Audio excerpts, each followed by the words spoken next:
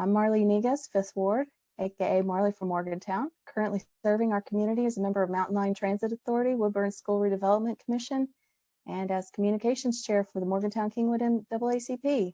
I'm working to create community spaces and to support local artists, local jobs, and small businesses.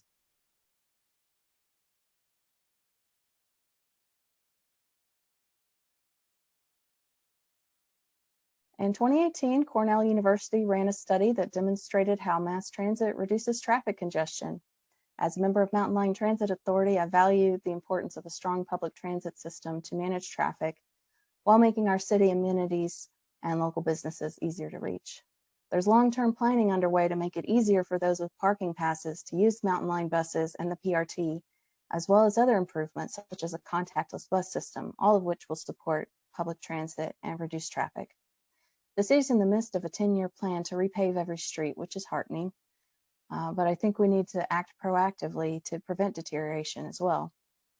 As I wrote in the Gazette Mail last year, the state allows 120,000 pounds for heavy trucks, but the federal limit is only 80,000. According to the Government Accountability Office, one loaded truck at the federal limit puts the same wear and tear on our bridges as 9,600 cars. This is only compounded by the extra 50%.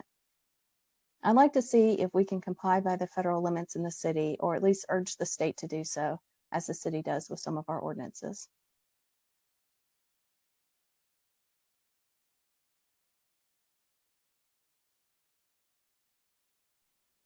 There's a lot we can do to make housing more affordable, such as creating better policies for accessory dwelling units. We can also look to attract programs such as nonprofit development groups and lenders, like those currently thriving in Tucker, Randolph, and Barber counties. For folks living in Morgantown unsheltered, we have to start by making sure local Housing First programs are adequately funded.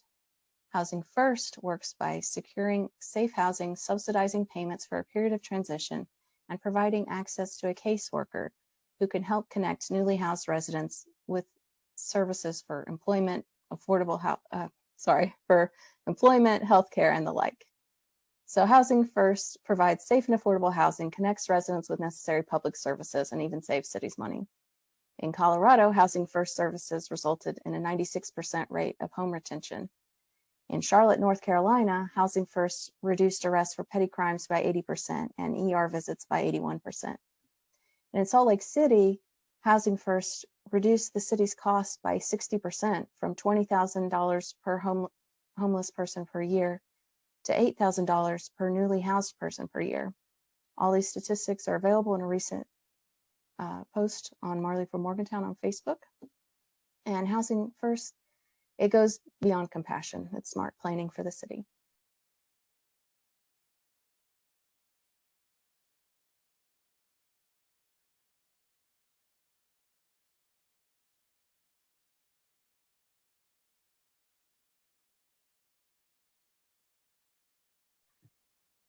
Let's take the example of the fire department.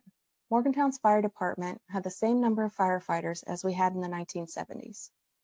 The city responded by adding 3 new firefighters via grant and then continuing them full-time after the grant expired, and I commend these efforts to better support the Morgantown Fire Department.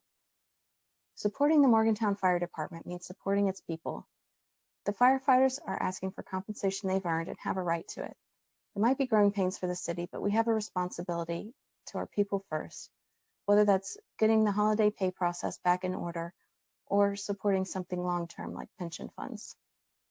While the city's population has grown by 4% since 1970, the county's has grown by 66%. Much of this is what would have been the organic growth of the city's footprint, people moving near the city to participate in city services. With that in mind, the county should institute a county fire fee to support the cost, not of pensions, but of handling fires and other emergencies throughout the county, including Morgantown. This would keep our emergencies services better funded with the Morgantown Fire Department and all other county fire departments. And it wouldn't require cities like Morgantown with 1/4 of the city's population, with 1/4 of the county's population to fund emergency services for the entire county.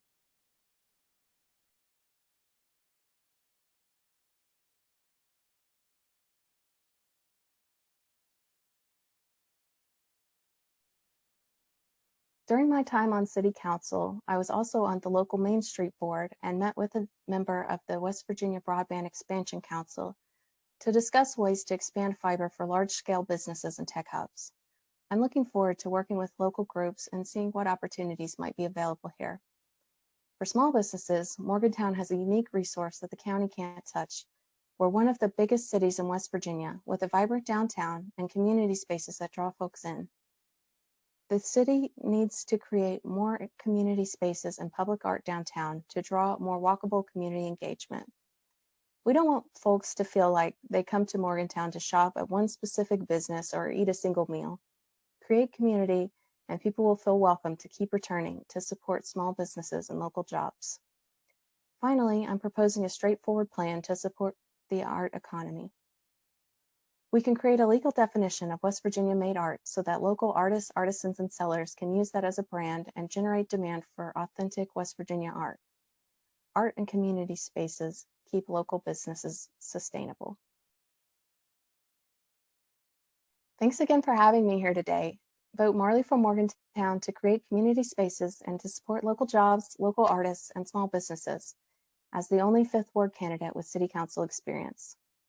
I'm all about transparency. You can find me at Marley for Morgantown on Facebook, Twitter, and Instagram, or call or text me at 304-579-9653. I pledge to respond to your local concerns within 48 hours. I'm Marley from Morgantown, and we're moving mountains together. Thanks for voting.